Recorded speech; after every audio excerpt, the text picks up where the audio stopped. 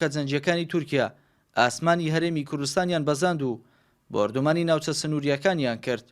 کاتژمێر 4 و 5 خولەکی سەر لە بەیانی فڕۆکەکانی تورکیا بۆردومانی گوندەکانی زارگەڵیان لە بناری قەندیل کرد. بەهۆیەوە 9 هاوڵاتی شەهید بوون و 11 دیکەش بریندار بوون. زیانێکی زۆری مادیش بەرخانووی هاوڵاتیان و ڕازوباخ و ئۆتۆمبیلی هاوڵاتیان و مزگەوت و خوێندنگای گوندی زارگەڵی کەوت. هاوکات بووە هۆی پچڕانی تەزووی کارەبا و تێکدانی بەشێکی زۆر لە ئاوی خواردنەوەی ماڵان.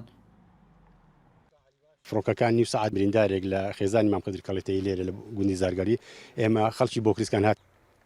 لەیەکێک لەو خانوانەی کە بەهۆی لە یەکەم بۆردومانی فڕۆکە جەنجەکانی تورکیا لە کاتژمێر 4 سەر لە بەیانیدا هاوڵاتیە گیان لەدەست دەدات.